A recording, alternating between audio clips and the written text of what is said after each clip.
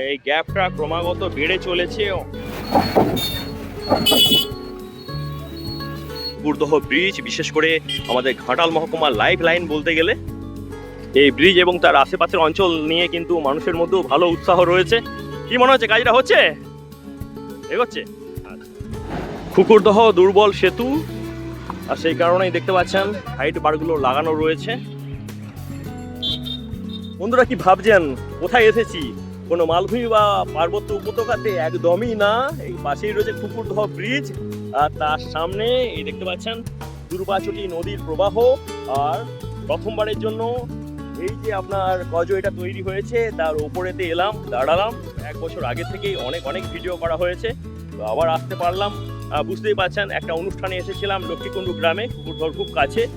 সেখান থেকে চলে যাব ঘাটাল, তা হতে পারে না। যেহেতু এসেছিলাম অবশ্যই আপনাদেরকে তুলে ধরছি খুকুরদহ ব্রিজের সামনে যে কজওয়েটা হচ্ছে তার গ্রাউন্ড রিয়েলিটি কি সেটাই আছে।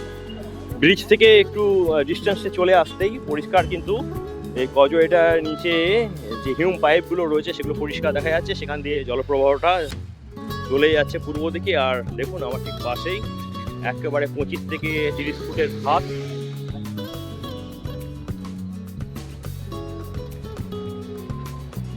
অতিবৃষ্টি, তার সঙ্গে সঙ্গে পশ্চিমের বয়ে আনা যে জল, প্রচুর জলরাশি, তার চাপ এই দুপার দুর্বাচটি নদীর দুপারকে বারবার খসিয়ে দিয়েছে, খইয়ে দিয়েছে। আর তার ফলে এই যে নির্মাণটা, এই কজওয়ে নির্মাণটা প্রায় 6-7 মাস মানে কি বলবো দেরি হয়ে গেছে, বিলম্বিত হচ্ছে। আর 2-3 মাস পর এর রূপ চেহারাটাই বদলে যাবে। যদিও এই 2-3 দিনের বৃষ্টিতে ভালো মতো কিন্তু জল পাস হচ্ছে দুর্বাচটি নদী দিয়ে, খুকুরদহ ব্রিজের তলা দিয়ে। দূরে হাইট বারটা দেখা যাচ্ছে, আমি একটু ক্যামেরাটাকে ঘুরিয়ে দিচ্ছি।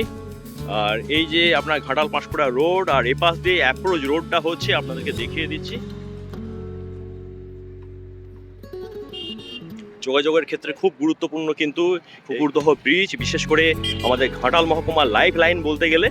খুকুরদহ সেতুর পশ্চিম মেদিনীপুর অংশে রয়েছি, এটা দাসপুর থানার অন্তর্গত। এবং এই পাশটা দেখতে পাচ্ছেন ঝামাটামাগুলো খেলা চলছে। আর এই সেই কজওয়ে যেটা আপনাদেরকে আগেও দেখিয়েছি, আরও কাছ থেকে দেখিয়ে দিচ্ছি। এটা নির্মাণ কার্যটা, নিচের ঢালাইটা প্রায় কমপ্লিট, হিউম পাইপগুলো দেখা যাচ্ছে। আর যেহেতু 2-3 দিন ধরে বৃষ্টিপাত হয়েছে, তো পশ্চিমের জেলাগুলোর জলটা কিন্তু আসছে এবং ওপাশ দিয়ে ডাইভার্ট করা আছে, জলটা বেরিয়ে যাচ্ছে। যশার বাস স্টপ, পূর্ব মেদিনীপুরে আছি। আর এই জায়গাটা দেখতে পাচ্ছেন, এখানে প্রচুর দোকানদানি ছিল। যেহেতু একটা অ্যাপ্রোচ রোড করা হবে, মানে কজওয়েটা নির্মাণ হয়ে গেলে উপর দিয়ে যেহেতু যান চলাচল হবে, সেই কারণেই দেখতে পাচ্ছেন এই জায়গাটা ফাঁকা করে দেওয়া হয়েছে।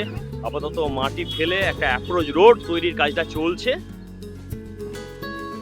আর ওপার থেকেই পড়ে যাচ্ছে ব্রিজটা, টপকালে ওপার থেকে পড়ে যাচ্ছে কিন্তু ঘাটাল মহকুমা।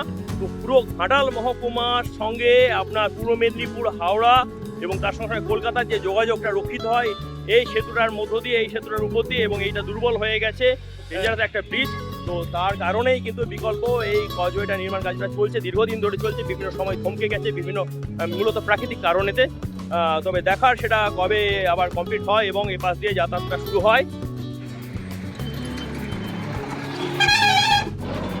পশ্চিমে সূর্য প্রায় অস্তাগত, আর ভাষাপল যখন এখানে আসে বারবার কিন্তু এই ব্রিজটা নিয়ে কথা হয় যে এই ধরনের একটা কজওয়ে পুরাতন ব্রিজের ঠিক পাশেই নির্মাণটা কতটা যুক্তিযুক্ত জানি না, কারণ এক তো নদীর ভারসাম্যের ব্যাপার রয়েছে। আর অনেকে ভাবেন যে এটা একটা খাল।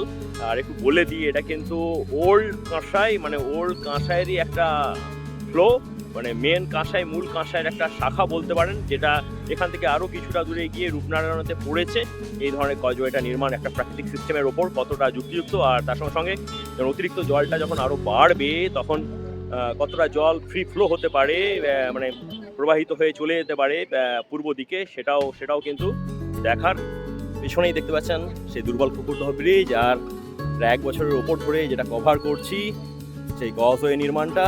দেখা যাক কতদিনে কমপ্লিট হয়। আর মাস 2 পরে কিন্তু সেই বন্যার ভুকুটি চলে আসবে। আর তার মধ্যেই এখন যে 2-3 দিন ধরে বৃষ্টি হচ্ছে তার ফলেও দেখতে পাচ্ছেন অনেকটাই জল বেড়ে গেছে দুর্বাচটি নদীতে। তো আশা করব যেন কাজগুলো ঠিকঠাক হয়ে যায়। এর মধ্যে আবার ভোটও আসছে, বিশেষ করে এই ব্রিজটা কিন্তু ঘাটাল মহকুমার লাইফ লাইন। তো কতটা কি হয়, কত দ্রুত হয় কাজটা, এই কজওয়েটা নির্মাণ, সেটাই দেখার।